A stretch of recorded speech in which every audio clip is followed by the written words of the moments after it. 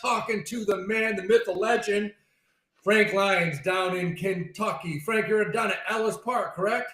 Yep, I'm down at Ellis Park. Well, I'm in Louisville, but we're running at Ellis Park today. And before we even start, Frank's got a jockey that he's repping, Sammy Camacho. Sammy Camacho.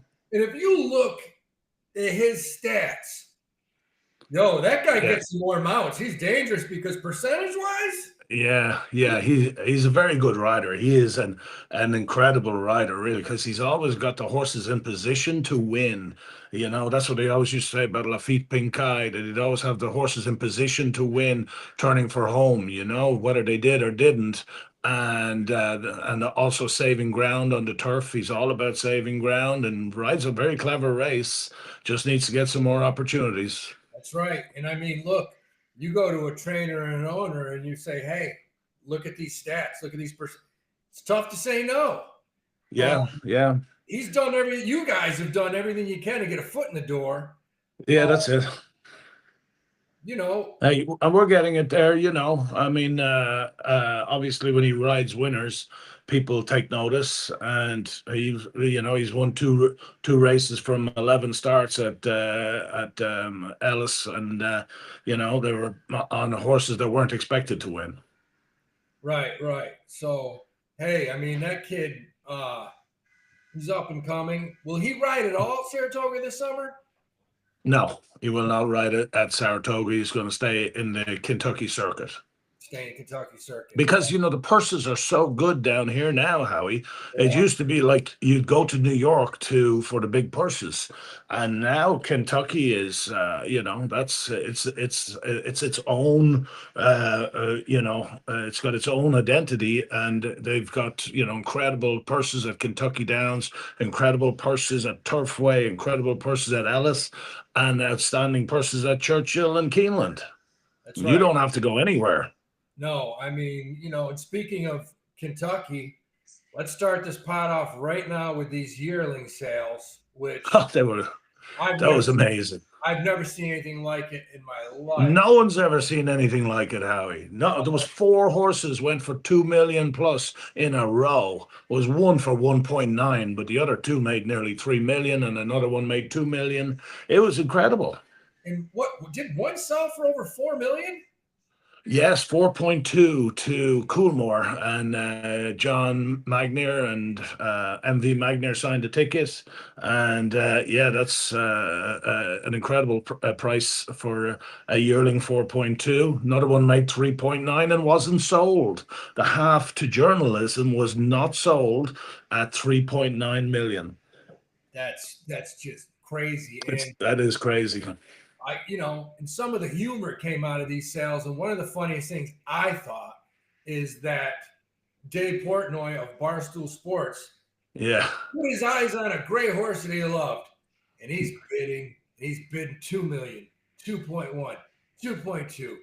I don't know what he got up to 2.7 or something. And one of those nice Saudi Arabians basically told Bob Baffert, I don't care how much it costs. And the guy after, and Portnoy was pissed he got outbid. He was pissed off, man. And they asked the owner, they said, how high were you willing to go? And the guy was like, what do you mean? We would go as high as it took. Yeah. And it kind of felt like there were a few of these sheiks that basically told their bloodstock agents or their trainers, I want that horse, and just buy it. It's very difficult to outbid the sheiks, But Mandy Pope did it one day. That's the woman that owns the Dollar General stores, and she's from Whisper Hill, who have horses this weekend who we're going to talk about. But she outbid them for an American Pharaoh, the first crop of American Pharaoh. She went to 9.2 million, I believe. I mean, you have to have a lot of expendable change to just sit there nonchalant. Yeah. Because it's just crazy. I watched it, and I was talking to Doug Cawthon, who was over there, and I think he bought one for $875, but he said, yeah, but he goes, it was what we call a seller's market. Yeah, for sure.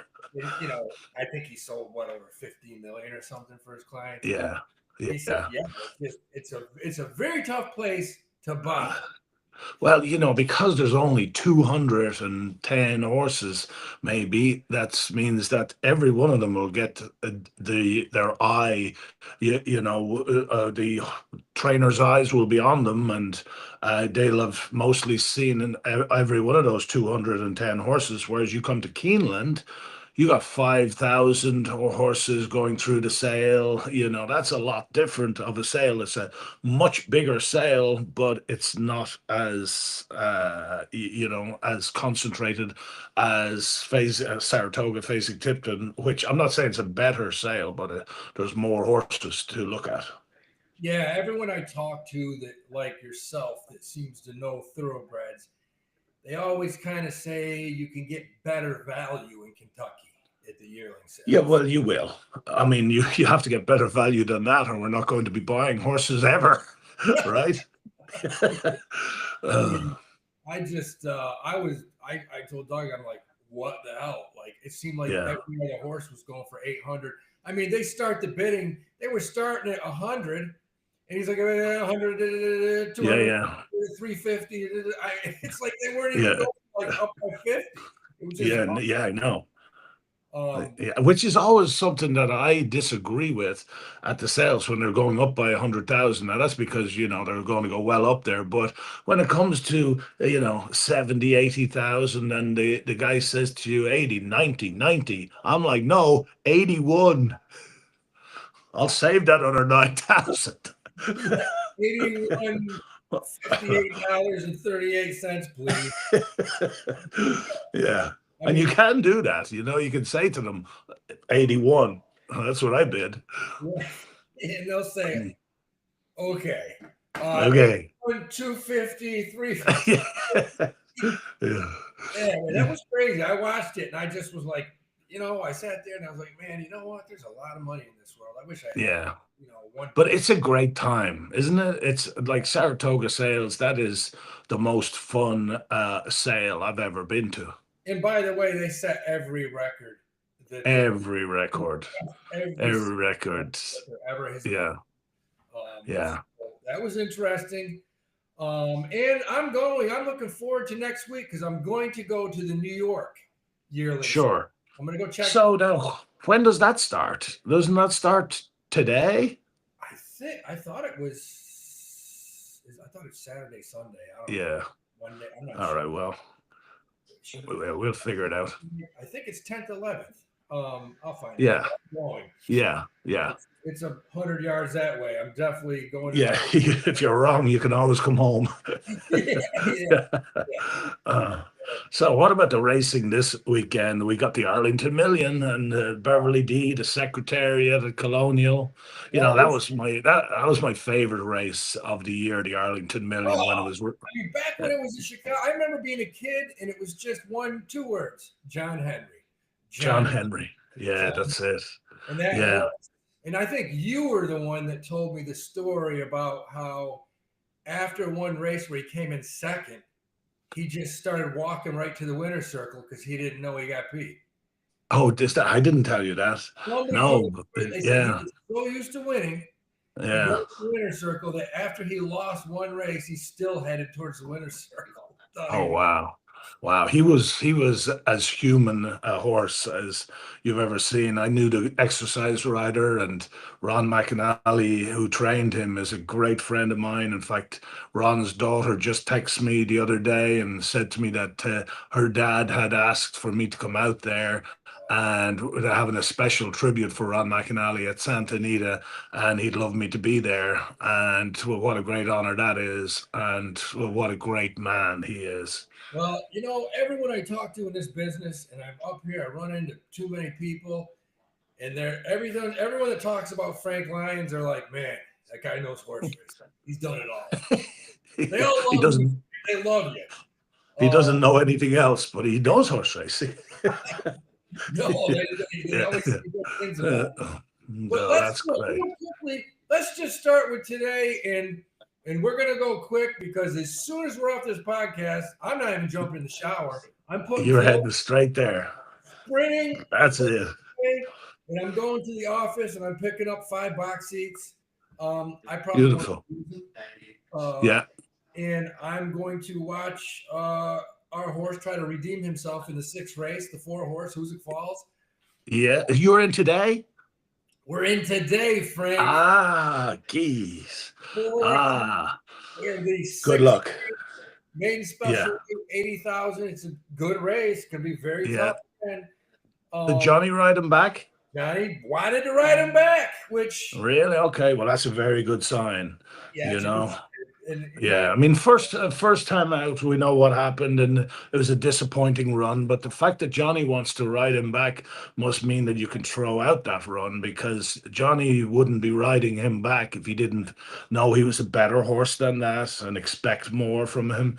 And I think you'll be in good shape. You know, it might take the horse a few races to get to get the clue, but so long as you're not telling me 4 or 5 races down the line that he's still a maiden, but he's starting to come around, then you don't want that. And look, today, I don't know, man. Look, it's the 4-horse. His name's Hoosick Falls. They named him after my hometown. Yeah. About 8 of us are from Hoosick Falls, with the worst water in the world. But I'm gonna go talk to this horse in about 30 minutes. I'm gonna pick up the tickets. I'm gonna go to the barn, and I'm gonna have a little sit down with him and just say, just leave it out there today, big guy. I know you know, just go hard. Don't worry about that. Works every time, Howie.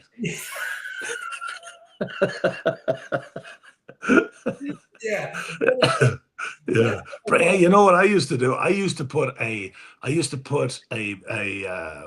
little medal of the Mother Mary in the bridle. When I do the bridle up, I put it right inside where the straps there on the bridle. Yeah, and put a little holy water on them. That's what I should do. I should have done that. Godly. Yeah.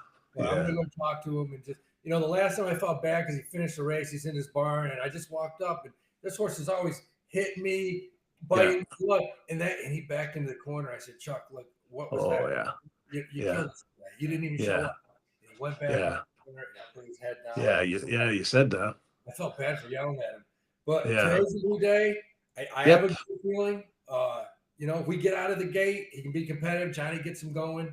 Look, he's got talent. He's going to go off 15, 20 to 1, maybe higher. The early morning's 51. I hope he goes off 40 to 1. Well, you just hope that he runs better than he did last time out. Don't worry about what odds he is. If he doesn't run backwards, he'll run better. Yeah. He has to run better. He couldn't run any worse. No, no chance. So we got that in the 6th race. And the other race that I wanted to go over real quickly is the feature race today, the Ballston Spa Handicap at Saratoga. Yeah. I won that race, Oh, I won. I won with a filly that I bought for Richard Santulli of Colts Neck Stable. It's a beautiful guy. And we won it with a filly called Laughing. Oh, okay. All right. When was that? When did you win? Like 8 years ago. Okay. I would say probably 8 years ago. She was a brilliant mare. She won the Flower Bowl. She won the Matchmaker. She won the Ballston Spa. She won everything. She won like 5 races, and then she went off as the second choice in the Breeders' Cup. But she'd had a long year, and she was just kind of a little over the top. Finished 5th in the race. It's a great race. I haven't even seen the field for the Ballston Spa, so educate me. Okay, so here's what we got. And I got 20 people. I forgot I told my brother he could park here. Oh, Jesus. Oh, what? Yeah, I told my brother, and I got like 20 cars, I think, trying to fit. This is going to be a well. In that one space? Yeah. Yeah. So the Ballston Spa today, You know, I'm looking it up right now. Got a horse, Whiskey Decision, 6-1 with Manny Franco riding him. Miguel Clement's got Dylan Davis on Ozara from Ireland. Yeah. The favorite looks to be the Argentinian horse with Chad Maggie Go. Yeah. Yeah, Maggie Go. That horse looks tough to beat. Yeah, she had one start here in the US, was second in the Eatontown at Monmouth. I would say that she would, you'd have respect for her, but I wouldn't bet her as the favorite, even though that looks like a weakish Boston Spa, because you see, I mean, like Ozara, she's not that much. I mean, they're all good fillies, but there's no champion among these fillies, and that's why you got a 4-1 favorite. Be Your Best is scratched out of there. She runs tomorrow at Colonial Downs in the Beverly D. So she would have been probably favorite in there had she have run. I see like 5 scratches out of there. And yeah, I mean, like I didn't handicap that race, but I know it'll be wide open race. That's what it looks Is that like. You got a ghost coming, Howie? I got people showing up. I just gotta make sure the door's locked so my brother and his family can't get in. Yeah, I got you. It's gonna be a wild day. This is what it is. So yeah, this race looks wide open. You know, throw a dart. You got like 5 horses that are. I think you get value if you can pick that race. I mean, like, yeah, any one of those fillies can win that race. Yeah, absolutely. Any one of them. So let's get into tomorrow. We get into tomorrow. Which one you want to go with first? Well, the Saratoga Oaks, the 9th race at Saratoga tomorrow. Let's get into that Oaks. Who are you liking at? Well, you know what sticks out to me is that Opulent Restraint is the only speed in the race. And Flavien Prat, she went 46-3 going 1 1/8 last time out off of the layoff. She had every right to get a little tired there. She comes back at 1 3/16 tomorrow, grade 2 facing Tipton Saratoga Oaks. And she has a win at Saratoga last year. She broke her maiden there at Saratoga. Now she's got very good form. She was beaten a neck by Laura Lynn on the outside the 6 horse who will be favorite.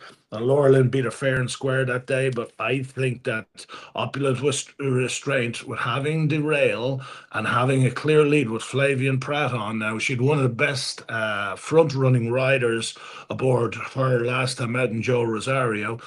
But Flavien is, he's a special type of rider, and he'll be very good on this filly on the front.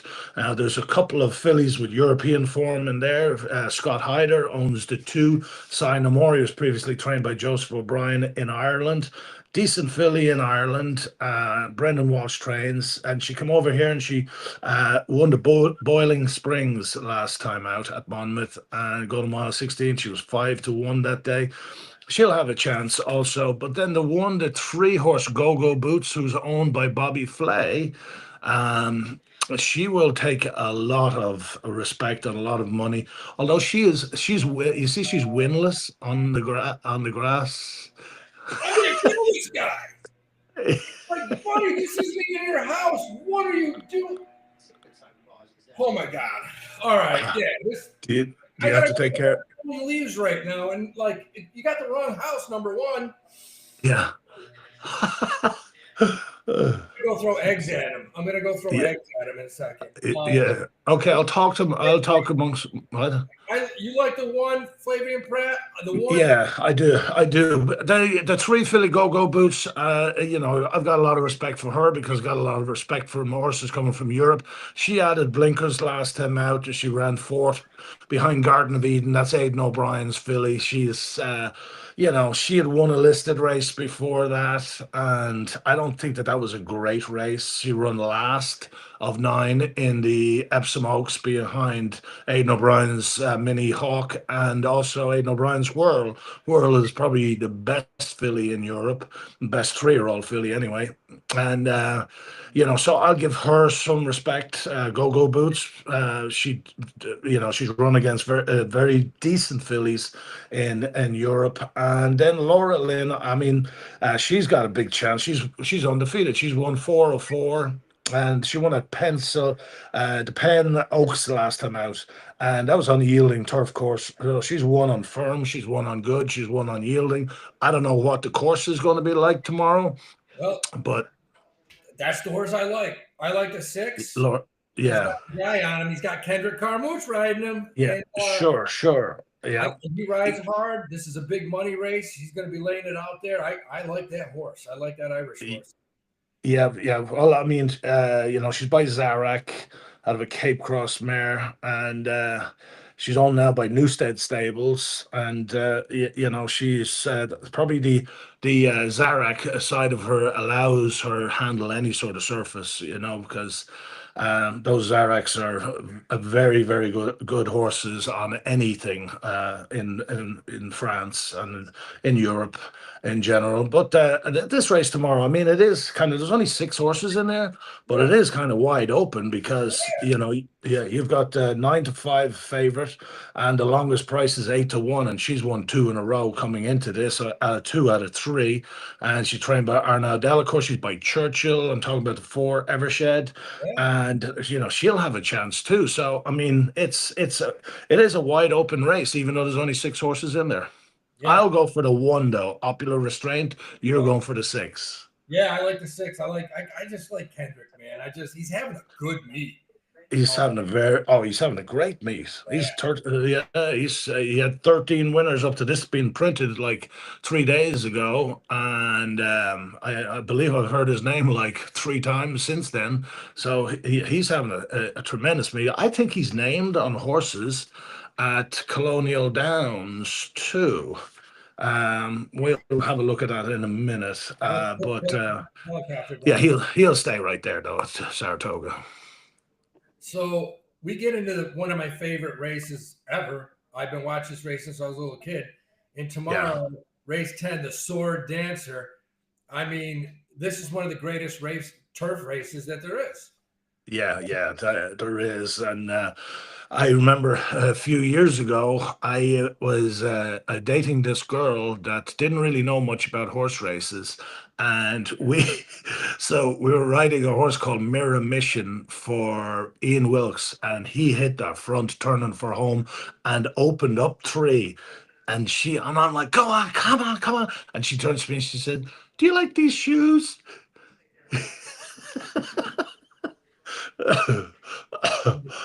She was online shopping during the Sword Dancer.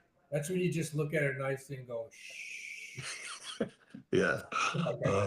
I love these shoes. Let's just hope I don't beat them over your head. Yeah.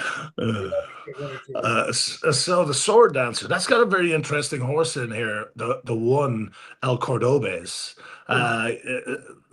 This horse by Frankel, trained by Charlie Appleby, won the Princess of Wales at Newmarket last time out on good to firm ground. And he's got good form. He's run against good horses in Europe. He's only 4-1 now. I can't believe that. I thought he'd be a higher. The horse I love, Godolphin Stables. I can't bet against that horse. Yeah. Now you're going again with the George Weaver angle, because Godolphin have the favorite Nation's Pride in there also. And Willie Buick rides that horse, and he's ridden this horse, in most of his races. And he does like Saratoga a lot. He's got a win and a second here. He was second last year to Measured Time, who was his stablemate, who won the race, and he might run second to El Cordobes again, but he will be favorite, and I think the horse to beat.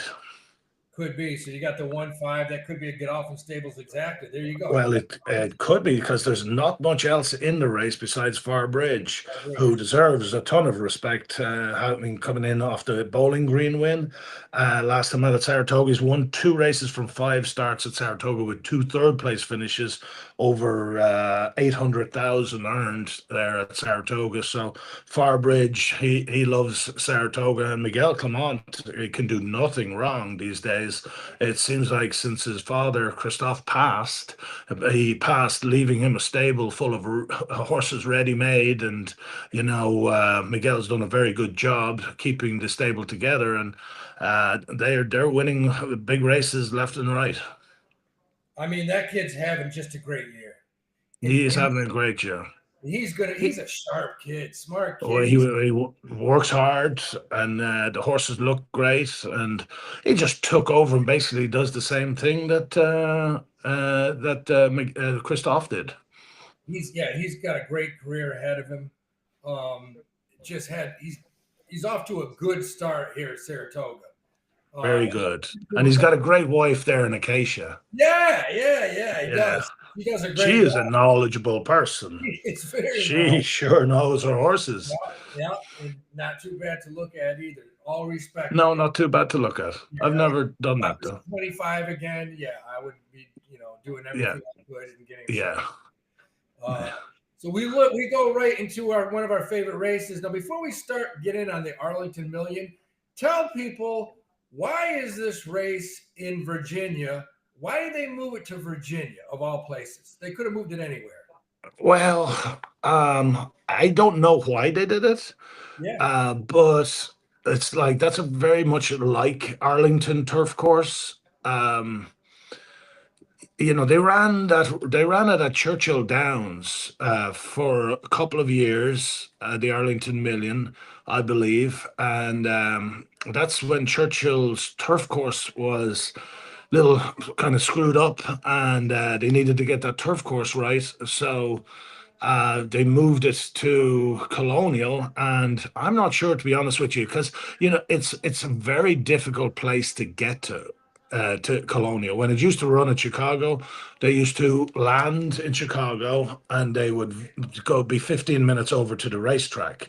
And that was great for European horses. Now it's like you land in New York or you land in Chicago, you got like 4 or 5 hours in a van to Colonial, when you've traveled this far. And I love that it's at Colonial. Colonial is a great racetrack. Have you ever been there, Howie? I've never been, but it's really but it's out in the middle of nowhere, and it's 45 minutes to the nearest anything. That's rough. That's rough. So in this race, let's talk number 1. Of course, everyone wants to know, Mystic Dan, great horse, but it's his first time. Yeah, I know. And his mother is by Colonel John, who won the Wicker first time out on the grass at Del Mar in like in 132 or something like that. But the dam herself has never thrown a grass winner. She won for 30,000 on the grass in her only win on the grass. She only tried the grass like 3 or 4 times, but he runs like a horse that'll handle the turf. I'm very interested to see how he handles the turf. And Kenny did train for a first time on the grass Grade 1 stakes winner. That was a horse called Classic Causeway, won the Belmont Derby a few years ago, and we had Julian rode him. And I mean, Kenny McPeak knows what he's doing. The guy can train. Yeah. Oh yeah, Kenny's a great guy, and he was the coach of the basketball team the other night with the jockeys versus the trainers. Kenny was the coach, and they won. Yeah, I'm sure. Well, I mean, if you just have somebody that's over 6 foot, they can post up and. Yeah. Kenny's instruction to the trainers was keep high passes. Don't let these little bastards jump up and Yeah, and yeah. to the jockeys' credit, these guys are athletic. They're very athletic. Oh, Basketball players. do you know that there was a like a guy that used to do all the surgeries on the athletes in Robert Curlin. He was the most famous doctor in the country for fixing injuries. But he used to deal with the Lakers, used to deal with the Raiders, used to deal with the jockeys, used to deal with every athlete in California and around the world would go to him. And he said one day, he said, by far the most athletic people in the world, pound for pound, strongest guys are jockeys. No doubt about it. Yeah. Jockeys and ballet dancers. Yeah. Yeah. I mean, yeah, those guys are 5'6" and they can put two chicks up in there and spin them like tops. Yeah. On their toes. Yeah, on their toes. But jockeys, you're throwing over 1,000-pound racehorse. Yeah. Until I don't know how they do it. You have to be a little loco. You got to be crazy to be a jockey because man, I watch them when they're bringing them in after working out, and sometimes these horses just snap. They do. Yeah, and that's basically on the balls of their feet. Yeah. That they all their weight is balanced on the balls of their feet. That's right. I mean, they're incredible athletes. So we look at Shug McGaughey. He's got two horses in this race. And who? Shug McGaughey. Oh, Shug McGaughey. Yes, he's got the favorite, and he's got Fort Washington. I think is going to be so tough to beat because he's got my guy on him, Johnny Velasquez. Yeah. He's been tearing it up on the turf. Yeah. This horse, well, the main thing that I like about, by the way, the 8 horse is the horse that I think will win the race. And Integration, he's 3 for 4 at Colonial. The only time he got beat was in this race last time when he ran against Nation's Pride in the Arlington Million last year. Now, Nation's Pride was supposed to run in this Arlington Million, but Charlie Appleby changed his mind when he got to New York and decided to keep him in New York. So they'd be very happy that Nation's Pride didn't show up. And Integration, I mean, he has got the form. He was second to Deterministic last time out, who just came back to win another Grade 1 and is a very good horse trained by Miguel Clement again. And the third place finisher that day was a horse called Far Bridge, who is favourite in the Sword Dancer tomorrow. So Integration he was second to Carl Spackler. This horse is just a very, very nice horse. 9 of 14, 1-2, 5 wins. He's the type of horse that really does good under Shug McGaughey's care, because Shug is just tremendous at keeping these horses going forever. And, like he's done with Fort Washington, who's a 6-year-old, and this horse is a 5-year-old Integration. I mean, Shug McGaughey, he's one of my favorite trainers of all time. He used to train all the Ogden Phipps horses. Yeah. I remember 2002, he had a horse in the Kentucky Derby who was one of the top 3 favorites. That's when Bob Baffert won with War Emblem at 24-1, and Dwayne Lucas came in second at 23-1. Yeah. I ran into Shug McGaughey at the Executive West Hotel, which that fine place. That was beautiful. Don't light a cigarette. In my life, I've stayed at some interesting places. The Executive West made the Red Roof Inn look good. That place. I mean, you walked in, they had carpets. The carpets from 1965. The TVs weighed like 7,000 pounds. Yeah. Windows don't open. Oh no. Yeah. But in all fairness, the pillows are so fluffy and soft there, I could hardly fit them in my suitcase. Yeah, that's right. Well, all the horse people stay there, the owners, the trainers. Yeah, that's it. Now they've done it up. They've done it up, Howie. Just so as you know, they've done it up since last year, and now it looks all fancy inside. I've heard that. But Frank, I love that bar. That old bar was the best. Yeah, the best. That was That's gone too. They don't have that bar anymore. That was a great. Yeah. But that was it. I was checking in, and Shug McGahee was right in front of me. And I love him because he's got that Southern accent. I think he's from South Carolina, somewhere like that. Kentucky. Kentucky. He is from Kentucky. Yeah. He's got that. And I said to him, I said, man, we came up here from Atlanta. I love your horse. I think he's got a great shape. He goes, well, man, thank you. We're going to give it everything we got tomorrow, man. He goes, horseman training well. And the gates open, and he snapped a leg or something. Oh, you look at the 2002 Derby. His is the only horse that pulls up as soon as the race starts. Ooh. And I remember, I hope. What was the name of that horse? I don't remember, but I just remember all my friends saying, "I hope he never sees you again." Yeah. No, he wouldn't have blamed you. Come on. But it was Shug McGahee's. It was Ogden Phipps' horse. That's what it was. Yeah. The horse had been training great. I can't think of his name. It'll come to me. But I bet that horse, and then I talked to my father, and he was like, "If you had any common sense, you would have just bet Baffert, Lucas, Baffert." The exacta paid like $600. Wow. It was ridiculous.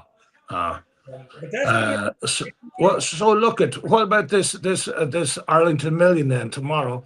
We talked about Mystic Dan, talked about integration. Fort Washington will have a chance. He was fourth to Brilliant Bertie last time out. He's a very consistent horse also. I wouldn't be surprised to see him pull off the mile and the quarter, although I do think this race is probably a little bit too far for Fort Washington. I think he's better at a mile and a 16th, a mile and an eighth. But I could be wrong with that. And then there's the 5-horse Cairo, who comes in from Europe, and that Alice Haynes was saying in the Racing Form how she came over on the same plane with Nation's Pride, thinking that Nation's Pride was coming there, but he stayed in Saratoga. And this horse was third last time out when re-adding the blinkers. Now he's had the blinkers on for 3 out of his last 4 tries. And when he finished second 2 starts back in the Huxley to Andrew Balding's The Foxes, who's a good horse in his own right, this horse didn't wear blinkers. And then they re-added blinkers next time out in the Queen Anne Stakes, which is the biggest race at Royal Ascot, or one of the biggest races at Royal Ascot. And he ran huge there at odds of 100 to 1. He was third to Docklands and Russell on from the Richard Hannon yard. He won the Guineas, and so that's that form. And this horse he's faced Measured Time. He's beaten 7 lengths by Measured Time. He's faced My Prospero, who is a graded stakes winner over there. So Cairo has really, really good form. He's only won 3 races, but he's 9 seconds. So he's used to running around with these, in big races. And anytime you see a horse come in from Europe with a Group 1 form, they needed a lot of respect. And he won't be 100 to 1 tomorrow. He'll be about 7 to 2. And he'll run good. You see, he ran well on Good to Firm. And whenever it's Good to Firm, it should be Good to Firm there tomorrow at Colonial. He shows up. And so I'll give him a lot of respect, but I don't think anything's going to beat Integration. I'm with you. That's the horse I like. Johnny's just as good as you get. That's a good combination. Yeah, they won't. And so what about the Secretariat? There's a horse in there that I like at a bit of a price. Did you look at it at all? The 9th race? Because there's a lot of handicap. There's a lot of big races at Colonial tomorrow. Yeah, there's a lot of big races tomorrow. But I think the what? Let's go over the Secretariat. Yeah, so I like a horse in there. Now, that's another wide open race, but I like a horse called Simulate, the 4-horse. Now, he's coming back a little bit quick, considering traveling to Colonial. It's not that big a deal going to Colonial, but this horse is a very nice horse by Kitten's Joy, and he won clearly by 2.5 lengths last time out. He was... I think he's a horse that's getting better. He's got the great duo of Junior Alvarado and Billy Mott in his corner. And that horse will run really well in here because I don't think the favorites like Dream On, I got a lot of respect for him. But I don't think he's a champion. He's won 4 of 9, and he's going to be like 5-2, 2-1 tomorrow. And although I think he very much can win, I wouldn't think that he's a 2-1, a chance. I don't think that's a fair odds on him. He will be 2-1 or 5-2, but I think you must take a chance against him tomorrow. And I think the 4 Simulate are the 3 End of Romance for Graham Motion, who hasn't shipped too far to get to Fairhill, and he does to get to Colonial Downs. And Graham Motion does. He is excellent when it comes to these turf races, and he points. Simulate, but Frank, End of Romance, the horse you just talked about. They list Johnny Velasquez as the rider. That's not going to be Johnny Velasquez. It's not going to be Johnny Velasquez? Well, that's tomorrow in Virginia. Johnny's on the sword. Oh, wait, it is. It is. Yeah, he's on Integration tomorrow. What is wrong with me? I'm shot right now. You are right. It is him. I don't know why I thought he was racing. And by the way, I'm going to be talking to him in like 2 hours. Oh, that's right. Ask him where he's going to be tomorrow. We'll have more of a clue. Horse and the Sword Dancer, I'm wrong. Yeah. So anyway, End of Romance, he will have Johnny Velasquez on him. I like it. That's the horse I like. Yeah, well, he's going to be a decent price too. He'll be 5 or 6 or 7-1, and I think that he's going to run really good in this race also tomorrow. It used to be a Grade 1, now it's been downgraded to a Grade 2. And but it's always been a great race. 500,000 on the line for I don't think that this is the strongest group for 500,000 that you'll ever see. And I think the Simulate will be as tough as anyone in there. I might box the 4, 5, 8. 4 and 5. Yeah, 4, 5, 8. Yeah.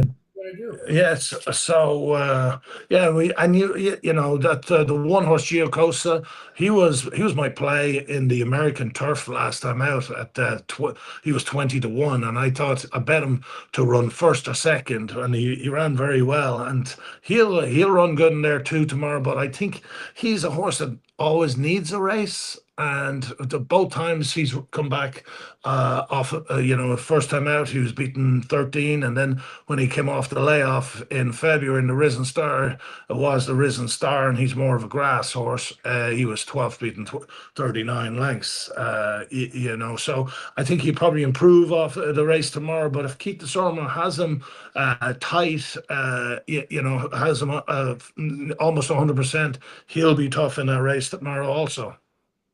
Okay. I mean, we got good value in this race. The Secretariat tomorrow at Colonial Downs, race 9. So, so you think of Secretariat as being a great dirt horse because he won the Triple Crown, won everything. But he ran twice on the grass. I did not know that. Okay. So the first time he ran on the grass, it was in the Man of War at Belmont, and he broke the track record. He set the track record. Then on the grass, he ran his last race under Eddie Maple, rode him in his last race. He ran in the Canadian in Woodbine, and he put on a performance, Howie. If you do me a favor and look at Secretariat in the Canadian, he was like a steam train because it was getting dark, so you could see the air coming out of his nose, and as he's coming down the stretch, he's like a steam train. It's just going and he won by like 7 lengths, and he broke the track record or the world record that day, I believe, and he still holds. Wow, that's wild. I never knew that. He ran exactly like he did on dirt. He went to the front and just kept opening up. It just kept going. Yeah, kept going. In my opinion, arguably, inarguably the greatest horse ever to walk on the track. I think the greatest horse to ever walk on the track. Yeah. Man of War, I don't know. I think when it's all said, Man of War came from a crop of like 400 foals. Yeah. Secretariat, there would have been like 30,000 foals born in his generation. There was like maybe not even 400 foals back in Man of War's day. No, that's right. So there you have it, man. Look, I'm heading over to Saratoga right now. I'm not even showering. I'm going over there, and I may, I want to smell a little musky for my horse. Sure. In this, Yeah. We get some tickets and go straight to the barn. We have a little talk with him. 6 race today, 4 horse Hoosick Falls. Let's go. Yeah, good man. Okay, listen, best of luck to you, Howie, and Hoosick Falls, and everyone involved. Thanks, Frank. I'll be watching. We got great racing for the next few weeks. Going to be awesome. Let's go. Yep, I'll be up there. I'll be up in Saratoga next week, Howie. Next week. Looking forward to it. Yeah. Okay. All right. Good to see you. Bye-bye. Bye.